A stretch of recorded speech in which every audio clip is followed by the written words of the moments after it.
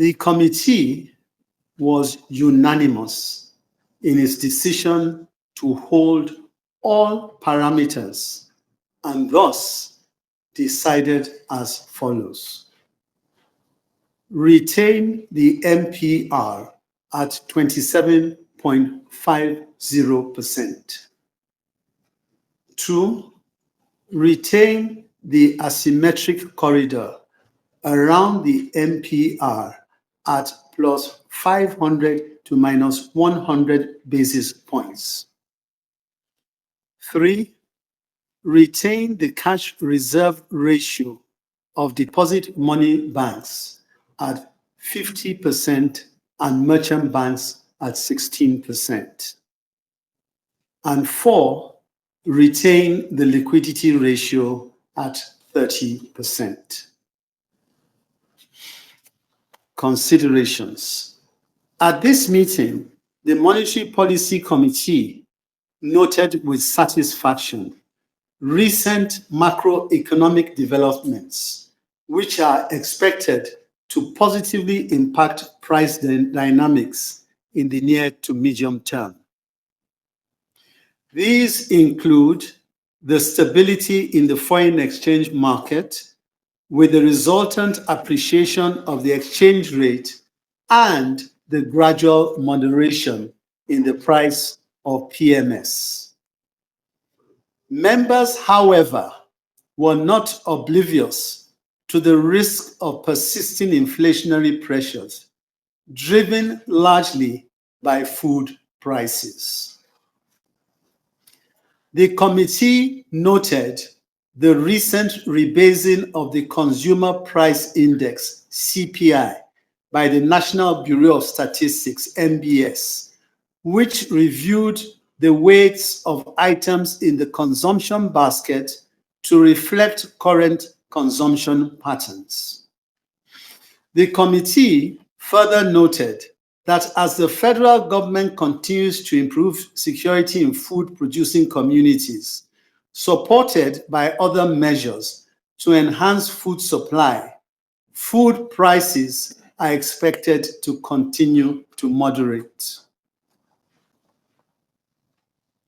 Members reiterated the benefits of increased collaboration between the monetary and fiscal authorities, demonstrated at the recently concluded Monetary Policy Forum organized by the bank.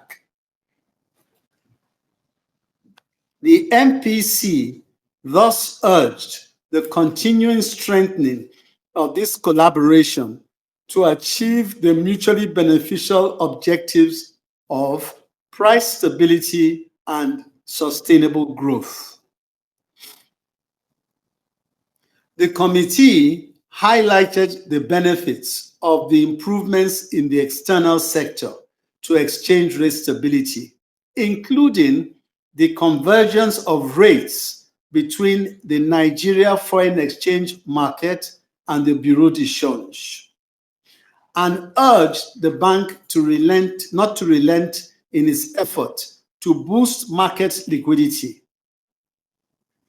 In this regard, the committee acknowledged recent measures introduced by the bank, such as the Electronic Foreign Exchange Matching System, BMatch, and the Nigerian Foreign Exchange Code to foster transparency, ethics, and credibility in the market.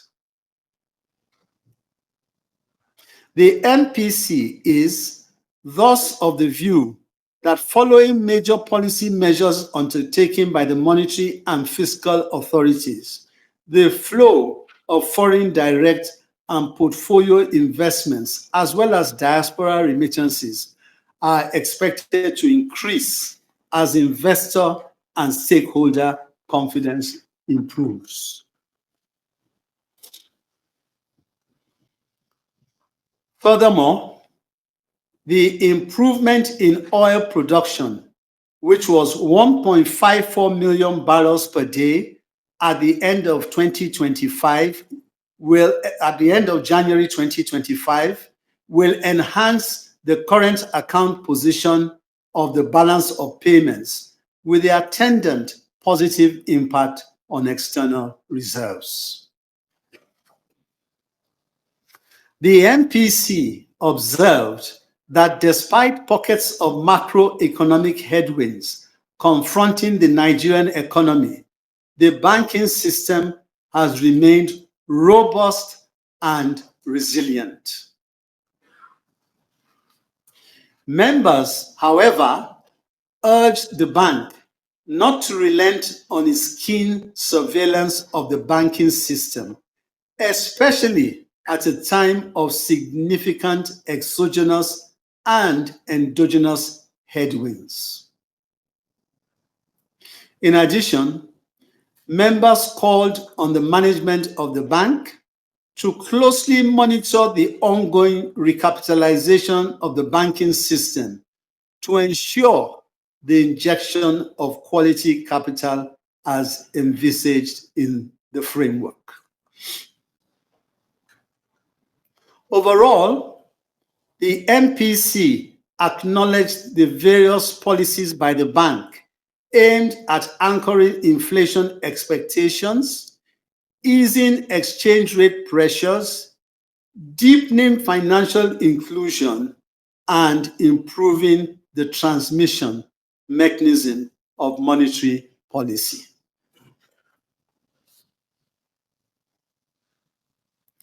Data from the National Bureau of Statistics using the 2009 base year showed that headline inflation year-on-year stood at 34.80% in December 2024, compared with 34.60% in November 2024. On a month-on-month basis, it moderated to 2.66% in December 2024 from 2.98% in the previous month. Both the food and core components remained key contributors to headline inflation. Food inflation eased slightly to 39.84% in December 2024 from 39.93% in November, while the core component stood at 29.28% in December 2024, compared with 28.75% in November.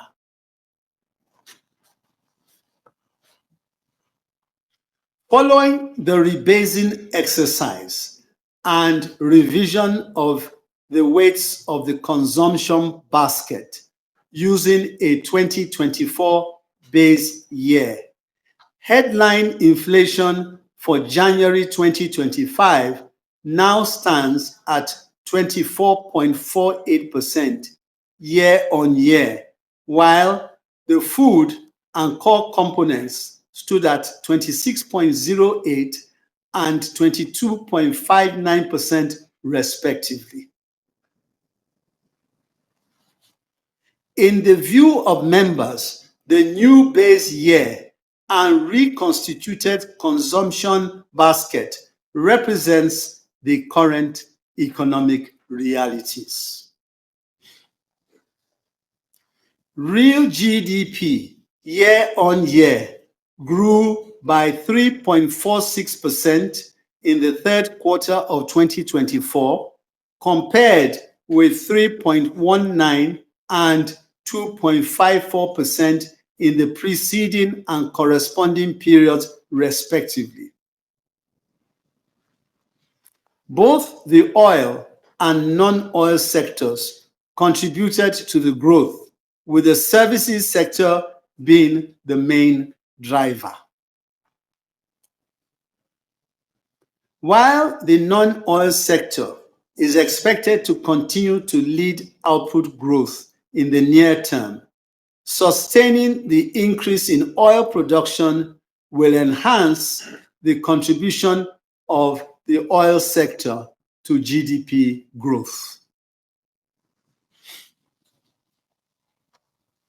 The external reserves remained robust at 39.4 billion US as of 14th of February 2025, translating to an import cover of 9.6 months for goods and services.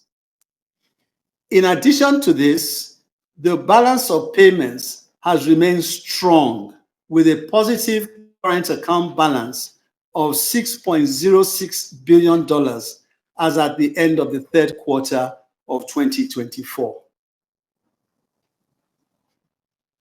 On the global scene, the war between Russia and Ukraine, as well as the uneasy calm in the Middle East, remain key risks to the growth outlook. There is, however, a glimmer of hope that resolutions may be at hand.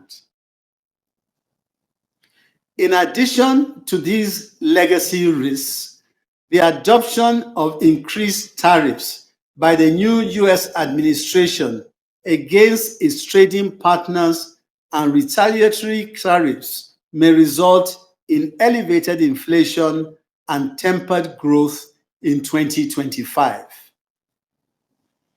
The IMF has, however, maintained global growth projections for 2025 and 2026 at 3.3% apiece. Members thus agreed unanimously to continue to monitor both domestic and global developments to identify emerging risks and propose appropriate policy responses to mitigate the impact of associated shocks to the Nigerian economy. The next meeting of the committee is scheduled to hold on the 19th and 20th of May 2025. We will continue with the orthodox monetary policies that we have embarked upon. We have seen the outcome and it's in a positive direction, and we will stay that course. We will certainly stay that course. We will be vigilant. We will not take anything for granted. We believe that inflation has been too high for too long. It has been too high for too long. So our objectives in the short to medium term is to ensure, actually, in the medium to long term, is to ensure that we're able to bring this down from the double digit to the single digit. In a note from Analysts Adetilewa, Adebajo, CEO of the CFG Advisory, he said the move not to react immediately to the rebasing of CPI to 24.48% is a very welcome development. He added that the dynamics of lagging inflationary data and the stability of primary cost push factors, fuel prices, and exchange rate devaluation suggest that monetary authorities should observe the financial markets and dynamics of the economy until the next meeting to ensure the trajectory of inflation indeed shows a downward trend. There is obvious relief for investors that real rates are now positive in Nigeria as interest rates are higher than inflation. EVI still thinks the briefings lack specificity in terms of guidance and forecasts on the macroeconomic indicators. For example, Governor Cardoso spoke of single-digit inflation as a target without clarity on the path or how many years that could take. Well, that's it from us on Global Business Insights on this special episode where we feature the Monetary Policy Committee meeting.